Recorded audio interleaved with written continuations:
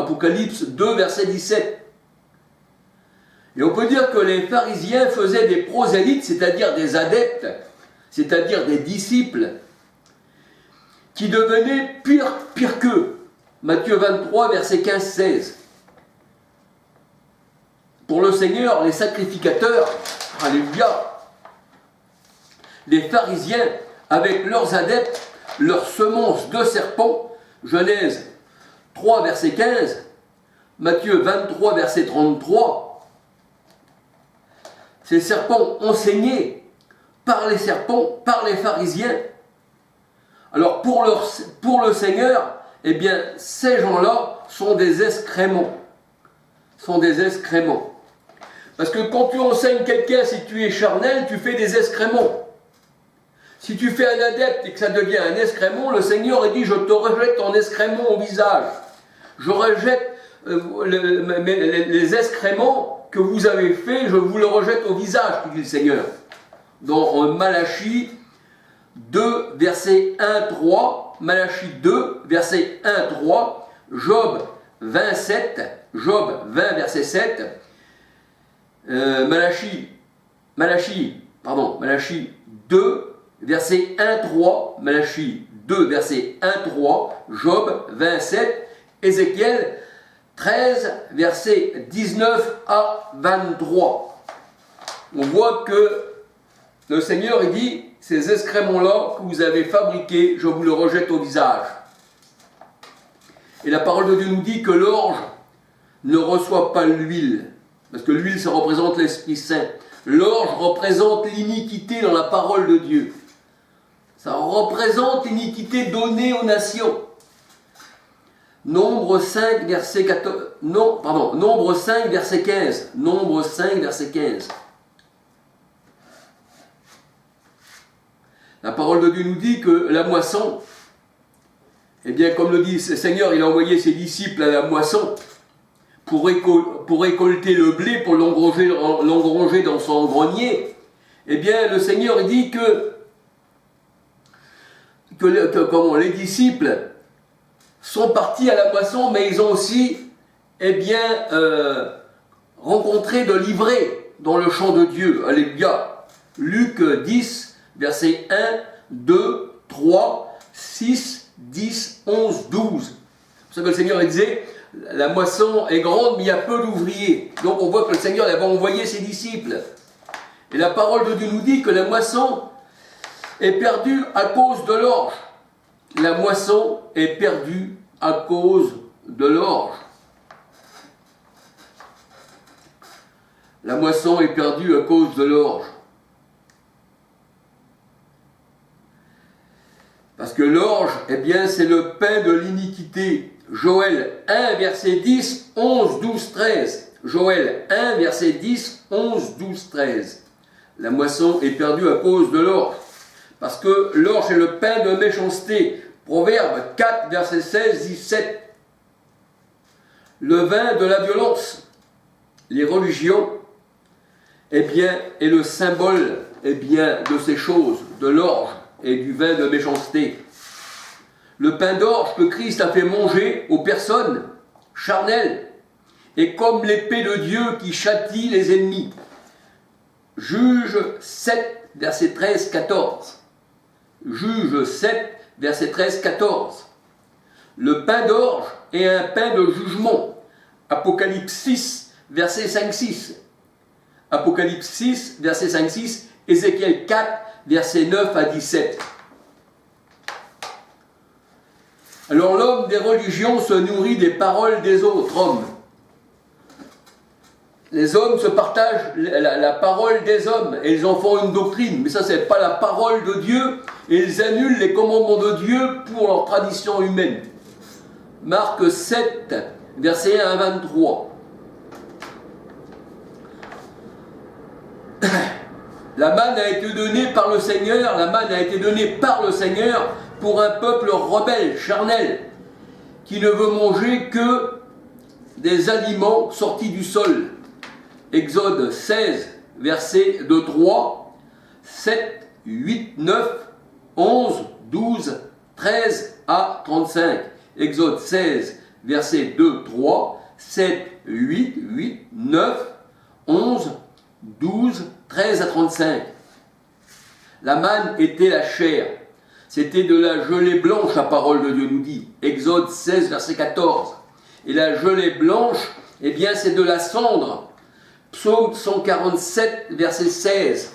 Et la cendre, ça représente l'homme, ça représente la poussière qui n'est que cendre et poussière. Et que l'homme lèche la poussière, c'est-à-dire que l'homme se mange lui-même. Michée 7, verset 16, 17. Genèse 18, 27. Ésaïe 44, verset 20. Exode 16, verset 8, 12. Psaume 102, verset 9. Et Ésaïe 65, verset 25. Alors, la manne, la gelée blanche, eh bien, ça représente manger une doctrine humaine. C'est manger l'homme, c'est manger la poussière, parce que l'homme est sorti de la poussière et tu mangeras la poussière. Tu te nourriras de tes enfants, de ton père et de ta mère. C'est ce que disait le Seigneur. Ça, c'était pour les Hébreux charnels. 1 Corinthiens 10, 18.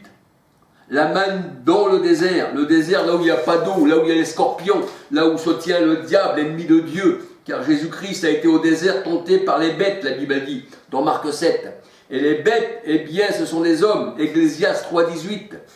Et les anges le servaient, nous dit la parole de Dieu. Et le diable dans le désert disait, je te donnerai tous ces royaumes si tu te prosternes. Ça veut dire que l'ennemi de Dieu, qui est l'homme, qui est le diable, qui est l'adversaire de Dieu, se tient dans le désert. Il est dans des lieux arides. Et les lieux arides, c'est pour ça que la parole de Dieu, elle dit, quand un esprit sort, il va dans des lieux arides.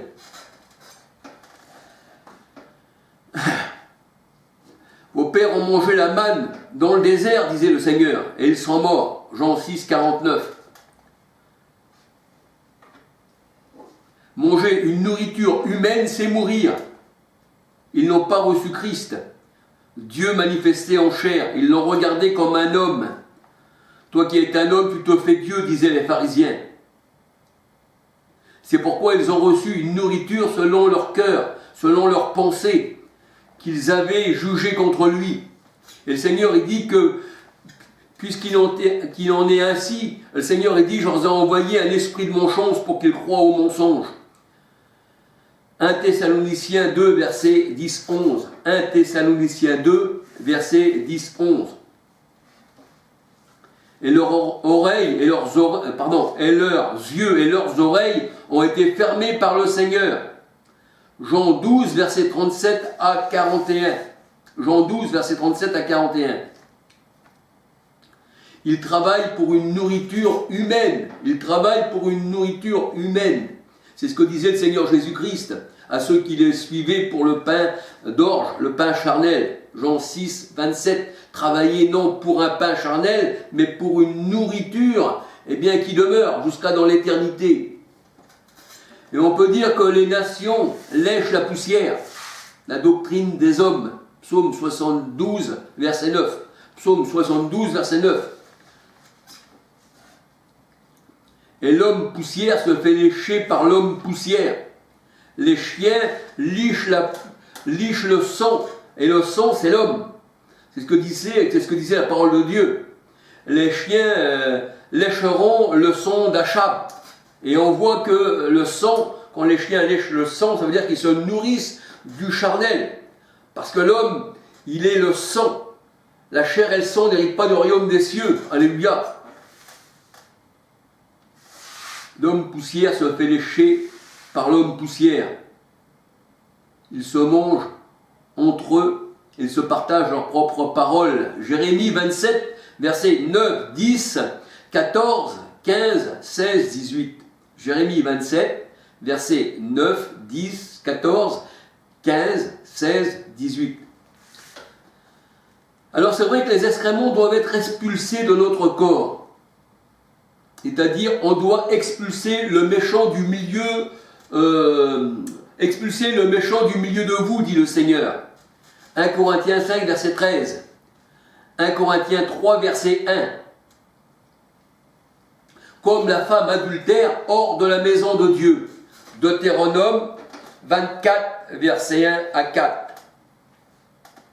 Les excréments représentent les méchants qui doivent être mis hors de la ville sainte, de la Jérusalem céleste. Apocalypse 21, versets 1, 10 et Apocalypse 22, versets 14, 15. Dehors les chiens, hors de la ville. Et les chiens, c'est ceux qui vous déchirent. Ne donnez pas vos perles aux chiens de peur qu'ils vous déchirent, ni les pourceaux. Et les pourceaux, eh bien, on sait que quand ils avalent quelque chose, eh bien, ils le revomissent, comme le chien qui a retourné à son vomi. Et les Juifs, selon la chair, voyaient Paul et les disciples comme des excréments, comme des déchets. C'est pour ça qu'ils les emmenaient hors de leur camp, hors de Jérusalem, hors de leur ville, pour ne point se souiller. Et ils les frappaient et ils les lapidaient. Acte 7, verset 58-59. Acte 14, verset 9. Jésus a été crucifié hors de la ville. Jean 19, verset 16-20. Jean 19, verset 16-20. Les Juifs connaissaient la loi de Dieu, mais ils ne l'appliquaient pas, parce qu'il l'avait annulé. Marc 7, 1 à 23. Mais pour assassiner les gens, là il appliquait vraiment leur méchanceté. Ils étaient vraiment au service de leur propre chair. Et ils appliquaient ceci à leur égard. Exode 20, verset 13. Exode 20, verset 13. 1 Corinthiens 6, verset 9-10. Dans la parole de Dieu, les hommes représentent la maison de Dieu. Les hommes spirituels, bien sûr. Leur corps, c'est le temple de Dieu. Le corps est pour le Seigneur. 2 Corinthiens 3, 17. Or, le Seigneur, c'est l'Esprit, et nous savons qu'en nous, nous savons abreuver d'un seul Esprit. 1 Corinthiens 12, 13. 1 Jean 4, 13. Les hommes sont les membres du corps du Christ, qui font partie de l'Église, et Jésus est la tête. 1 Corinthiens 12, versets 12 à 27. 1 Corinthiens 3, verset 9. 1 Corinthiens 3, verset 9, 16, 17. Nous sommes une habitation de Dieu en esprit. Éphésiens 2, 20, 21 à 22. Nous sommes des pierres vivantes. C'est ça l'habitation. Les pierres vivantes. Et Christ, il est la pierre angulaire qui soutient tout l'édifice. C'est ce que la parole de Dieu nous dit. Nous sommes des pierres vivantes. 1 Pierre 2, 4, 5. Et il y a une loi sur la maison et sur ses pierres. Lévitique 14, versets 33 à 57. La maison qui est constituée de pierres, si elle est infectée, un peu comme le temple où il y avait tous ces vendeurs de pigeons dont le Seigneur il les achetait dehors, eh bien ça c'était infecté par la lèpre. Quand une maison de pierre est infectée par la lèpre, par un fond en segment, il faut racler l'intérieur et jeter la poussière hors de la ville. Lévitique 14, versets 35, 36, 37, 39, 40, 41. Je vais un peu vite parce que la vidéo ne me laisse pas le temps de bien m'exprimer. Alors c'est pour ça que je vais vite. Excusez-moi parce que c'est des petites vidéos. Si j'avais quelque chose de beaucoup plus grand, je prendrais mon temps et je pourrais mieux décortiquer la parole de Dieu. Donc excusez-moi si je vais si vite comme une mitrailleuse. Excusez-moi. Alors, il est dit que cette maison-là, là où les pierres devaient être raclées et que la poussière devait être jetée hors de la ville, eh bien, qui représente l'homme, parce que nous sommes aussi une habitation de Dieu en esprit, nous sommes aussi des pierres vivantes, mais il y a aussi des pierres mortes, des cœurs de pierre. Eh bien, quand la maison, là, elle a été nettoyée, qu'elle a été raclée, que la poussière a été jetée hors de la ville, le sacrificateur devait examiner cette maison. Il devait examiner l'homme qui était lépreux aussi. Lévitique 13, verset 2, 3 à 59. Lévitique 13, verset 2, 3 à 59. Matthieu 8, verset 1, 4. Matthieu 8, verset 1, 4. Le souverain sacrificateur, eh bien c'est lui, c'est le Christ, qui guérit et constate la guérison. Il ne constate pas seulement, comme les anciens sacrificateurs qui constataient seulement la guérison, mais Christ constate et en plus il guérit et il sauve. Alléluia. Donc il est vraiment un souverain sacrificateur qui n'est pas comme les autres sacrificateurs. Hébreux 7, versets 21 à 28. Il prend soin de sa maison, de ses pierres, et il nous enlève la lèpre. Hébreux 3, versets 1 à 6. Il la lave, cette maison, pour y habiter. Hébreux 10, 22. Et notre maison, c'est le cœur aussi. Nos cœurs lavés d'une bonne conscience. Et Christ, eh bien, après, habite dans nos cœurs qui est lavé. Il nous a enlevé les excréments, il a lavé notre cœur, il a enlevé la lèpre et il est rentré en notre cœur. Alléluia.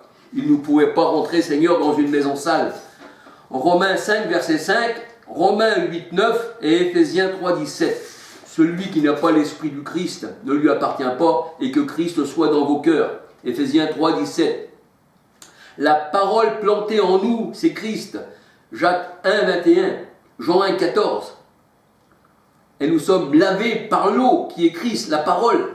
La maison lépreuse a été lavée. Éphésiens 5, 26. Par le Christ, par la parole, par l'Esprit Saint. Alléluia. Parce que l'Esprit Saint, c'est l'eau. Jean 7, 37 à 39. C'est l'Éternel. Jérémie 2, 13. Et le Seigneur, quand il a guéri les malades, les aveugles, les sourds, les muets, eh bien, il les a rendus voyants spirituellement. Il les a guéris. Maintenant, ils comprennent la parole. Et ils sautent de joie. Ésaïe 35, versets 4, 5, 6. Matthieu 11, verset 5, 6. Luc 7, verset 22. Alléluia. Et Jésus pouvait dire, heureux sont vos yeux parce qu'ils voient et que vos oreilles entendent. Une fois que le Seigneur, il a enlevé la lèpre et qu'il a guéri la maison. Matthieu 13, verset 10 à 17. Alors le Seigneur Jésus-Christ, il est un souverain sacrificateur qui guérit, pardonne et sauve en même temps.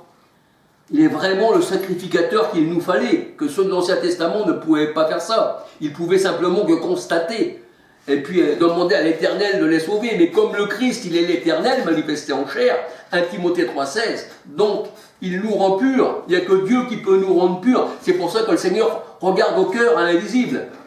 1 Samuel 16, verset 7. Il n'examine pas la chair de l'homme, il ne regarde pas son apparence, mais regarde au cœur pour habiter dans ton cœur. Alléluia. Hébreux 4, verset 11-12. Jérémie 17, verset 9-10. Le Seigneur ne regarde pas ce qui frappe les yeux. Il n'a pas des yeux humains. Les hommes regardent à l'apparence, regardent à la belle voiture, regardent à la stature de l'homme. S'il est vilain, on ne regarde pas. S'il est bien, on dit quel homme. Mais en réalité, ce n'est pas ça qui fait l'homme. C'est son cœur. Alléluia.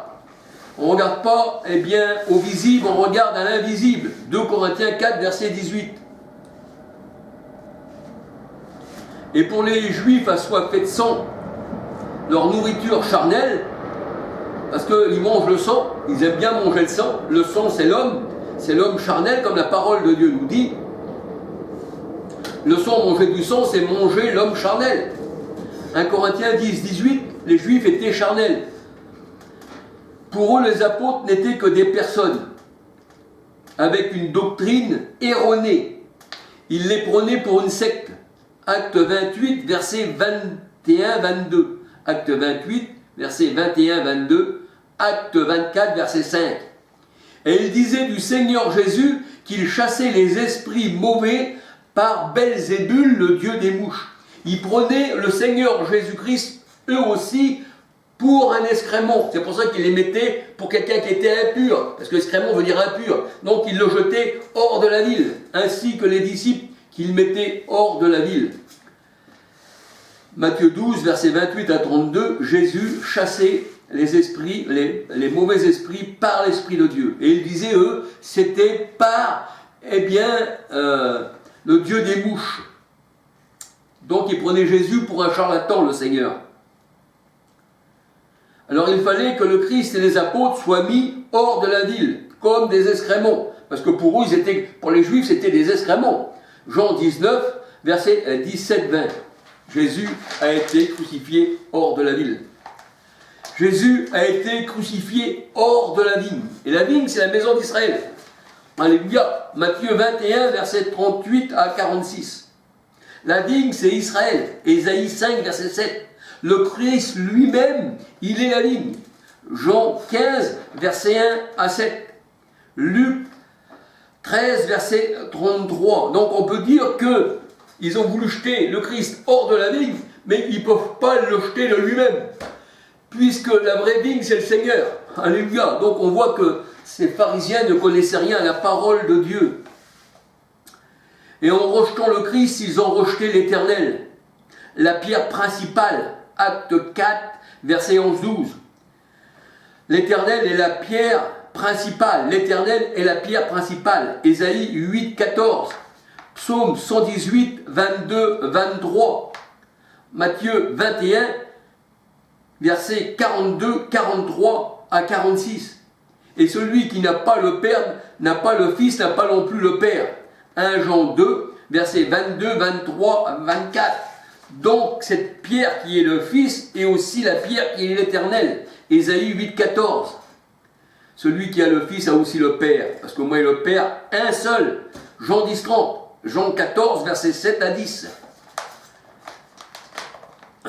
Alors la parole de Dieu nous dit, un homme impur suite à un accident nocturne, c'est-à-dire qu'il travaille la nuit, eh bien, il sortira du camp et ne pourra pas rentrer dans le camp. Deutéronome 23, verset 10. Parce que la nuit représente les ténèbres. Mais si l'eau est venue sur lui, alors il pourra rentrer dans le camp, la parole de Dieu nous dit. Parce qu'il aura le cœur lavé d'une mauvaise conscience. Hébreux 10, 22. Deutéronome 23, verset 11.